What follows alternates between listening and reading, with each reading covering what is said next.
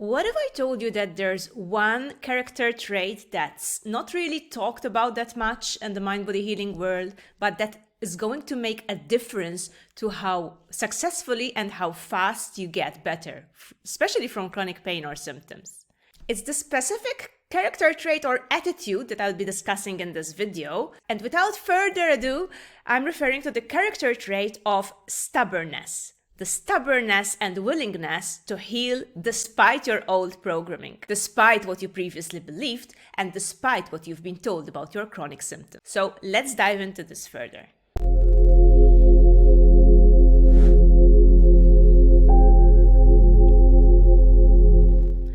Now, we all know that stubbornness tends to have quite a bad reputation. In fact, it can hold people back from healing, from learning about mind-body recovery in the first place, and even from accepting that their symptoms actually have a mind-body dimension. But once that obstacle is surmounted, actually stubbornness can serve as a very good character trait to move forward. What I mean by stubbornness is the ability and the will to actually challenge your old programming, to challenge those old beliefs that are generally fear-based, whatever you've been told about your body and its perceived weaknesses.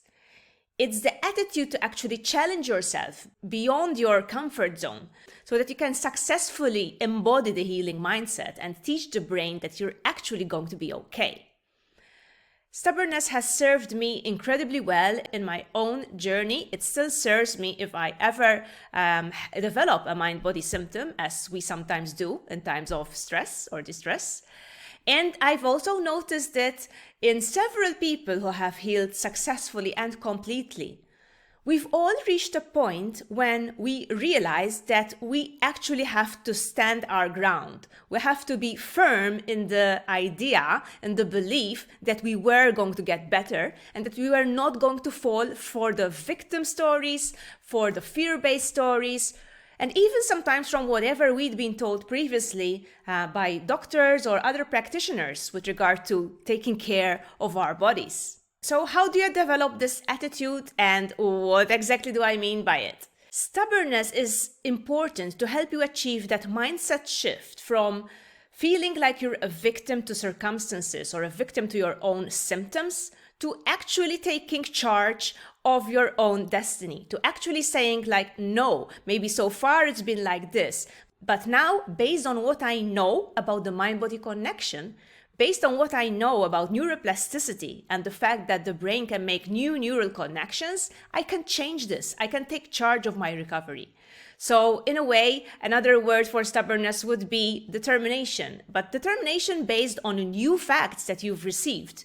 Facts that contradict those fear-based stories that you might have been told before with regard to what's causing your pain or symptoms. Because as we know, there are plenty of misconceptions out there that unfortunately are holding so many people back from healing. So the typical misconception that certain structural abnormalities like pinched nerve, herniated disc, scoliosis, degenerative disc disease, the new scary word, right? That all of these things are causing your pain and that you can do nothing about this. I mean, even kind of listening to myself say this, it feels so disempowering, right? When you've been told and you've accepted that there's nothing you can do about this. It's a physical problem. It's a biological problem. And my answer to that is it doesn't matter because neuroplastic pain or symptoms are biological as well. The thing is that whatever physical changes are going on in your body, whether it's inflammation, muscle tension, and so on, are actually being caused by your emotional state. So how do you develop a stubborn mindset that will actually help you towards recovery? How do you decide whether you're being too stubborn or too cautious? So first of all, I always like to recommend to people, and this I recommend to everyone out there, to draw up your evidence list. So an evidence list of points that indicate that your symptoms are neuroplastic. If you haven't gotten to this point, please check out a TMS or neuroplastic self-assessment out there. take some time maybe with a practitioner or with someone else who knows about TMS and draw up this evidence list. It's extremely important for you to have a number of points showing you that your symptoms actually are not just structural, are not due to an illness, but they have a correlation with your emotional state, with your stress levels, that they do not make sense from a physical standpoint. There are plenty of indicators. I also mention a full list in my book, The Pain Secret, if you want to check that out. I also have a list on my website, painoutsidethebox.com. So plenty of places where to check out those TMS indicators and write your own list. So there you have proof. And a lot of people do have proof, by the way. They have changed symptoms, symptoms that change from one day to another, flare-ups, so things that don't really make sense from a purely structural perspective. Because something that is ever present, like a degenerative disc, it's ever present, it's not changing. It's not suddenly okay and then the next day it's bad again. It just doesn't make sense. And it's important to you when you find yourself thinking structurally again or blaming something else to really kind of find a counter argument and tell yourself why this, whatever you're suffering from, might be mind-body. Why it couldn't possibly just be structural. So this is extremely important. And as you go about your days and you start to notice more indicators, you're going to start boosting your confidence, your belief that symptoms can be addressed through the neuroplastic or TMS approach. So once you've done that, most probably you're going to start to challenge certain activities that you've been avoiding. Something that a lot of people are really afraid of. A lot of people postpone because they believe they need to be way better to do certain things. And this is where the stubbornness actually comes in. Because you need to be able to say like, okay, since my body is fine, since there's nothing wrong, then maybe I can actually start doing this and that again. And there are various ways of approaching this. Again, you can discuss with someone who's gone through the process. You can get guidelines from a book or program or from a coach. But at the end of the day, you will know what kind of avoidance patterns you have that are being fueled by fear-based beliefs, by beliefs that you should no longer be harboring or embracing. And it's these activities that you have to work yourself up towards. And normally we start slow. There are different variations maybe of the activity that you can engage in. I can't give all the examples in this video because I'd like to keep it a little bit condensed. But this is the phase that we call graded exposure or pacing. This is when you're resuming certain things, starting from the easiest stuff, sometimes starting from even really mundane stuff. For some people, it could be just walking to the bathroom or going downstairs. So it's different for everyone. And it has to start slow. Then the stubbornness will come in more and more as you start to progress, because it's important, it's extremely important not to get stuck in this pacing stage, not to get stuck just limiting your activities, because this risks developing a new belief, the belief that your activities will always need to be restricted, that you always need to monitor the intensity or the time, and this fuels more fear in the system. So definitely we want to challenge that as we get used to these newer activities. Eventually we want to get to a point where we can just like go all out. We can say like, okay, now my body has shown me that it can be okay doing all of these things. So why not more? Why not take that hike that I've been dreaming about? Why not go back to the gym if the physical therapy exercises I'm doing are not causing more pain? Right? So to challenge your comfort zone. So this is where the stubbornness comes in, because this is where you get certain fear-based thoughts, you know, saying like, oh, but maybe that's too much. So how can I dare to dream that I can be totally pain or symptom-free? And when you're going to get those fear-based voices, this is the moment to step into your stubborn attitude and say like, hey, maybe I won't be in pain after all. Maybe I won't get that flare-up that I'm afraid of. Maybe I can do this.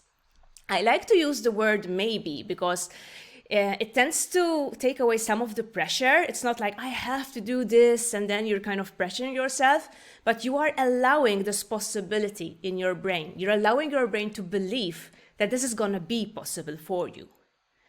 Stubbornness can also help you be more comfortable with discomfort if it does arise. So let's say you're challenging yourself and you get the old familiar pain, but you know what it is. You know it's neuroplastic. That's the moment to say like, here it is. I'm uncomfortable. It's painful, but I can still do this. I can still do a little bit more, unless it's a 9 on 10 or a 10 on 10, in which case, like, obviously, stop. But very likely, with a lot of people with chronic pain, they back away from activity or from a movement as soon as it starts to hurt, because the fear takes over. So this is the moment when you can be stubborn and say like, no, I can actually do more, right? And if you do more, if you show your brain that you can do more, it's going to be reflected in your body. Many people get better just by getting a bit more vigorous with activity. When they get to this level of having challenged themselves enough, slowly, eventually there's a point when they decide like, okay, now enough gentleness, enough slowness. Now we're just gonna go and do this thing that we've been avoiding. We're going to go for this goal. And it doesn't matter if there's pain afterwards, I don't care. I'm just gonna go for it. So you can notice that attitude I'm displaying here is an attitude of empowerment. It's an attitude of not wanting to buy into the fear, into the old stories that have been running the show. This is so important. Sometimes it also takes courage to tell other people not to interfere, not to give you advice, not to keep telling you to be very careful or very cautious, because this is just feeding the fear. And with TMS, this is what keeps so many people stuck with chronic pain or symptoms.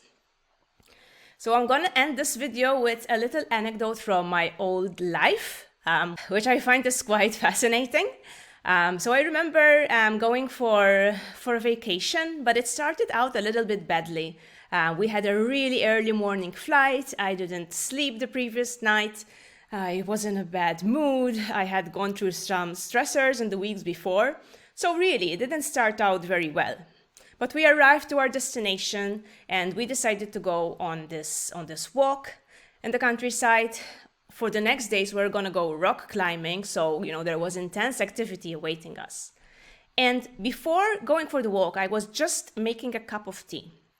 So I was just pouring the tea from the kettle into the mug. And suddenly, my knee started to hurt, but it was like excruciating pain, which really didn't make sense because I was only making a cup of tea. So that's when I knew well. I mean, my knee couldn't possibly have gone bad like right now. I wasn't doing anything. So with my knowledge of neuroplastic symptoms, I knew that this was a neuroplastic symptom. But I can tell you, it felt extremely physical, which it was. And I started to limp. I had to limp to the door, and my friends were like, what's happening to you? Like, why are you injured? And I'm like, never mind, let's just go for this walk. In reality, what had happened was I was so tired that I actually wanted to stay home and rest. So the symptom kind of came in to stop me from actually going on the walk. But that was the moment when I had to be stubborn, because I knew that if I gave in, I was risking having this knee pain for the rest of the holiday, and then maybe there would be no climbing. So I kid you not, I got into the car, I drove myself, and by the time I got out of the car, the knee pain had diminished by like 90%. And then by the time we completed the walk, which took us around 40 minutes on rough terrain, my knee pain had completely gone. This is the power of a stubborn attitude. This is the power you have within you to actually show your brain, that unconscious part of you that is scared, that you are actually okay and you're not going to buy into this TMS symptom that's just come up. So I hope I've inspired you a little bit today. I know it's not easy to build up to this attitude, so this video is just for inspiration. You will know when the best moment is going to be for you to stand up to your TMS bully, to be a little bit more stubborn. But I hope it's given you some ideas, especially if you're still stuck in your comfort zone, still wondering how cautious you ought to be, because very often a lot of people err on the side of caution. And sometimes we need to be a little bit more reckless, So this does not constitute medical advice. As I said, it's all up to you guys. But if you'd like to get more guidelines on how to get out of your comfort zone, resume physical activity without pain and without fear of pain or symptoms, there's always my Pain-Free Breakthrough program, which is a 60-day online program, self-paced, containing all the insights and exercises and tools that will help you get there, that will show you what's going on with your situation. So that's all from me for today, and I'll see you in the next one. Bye-bye.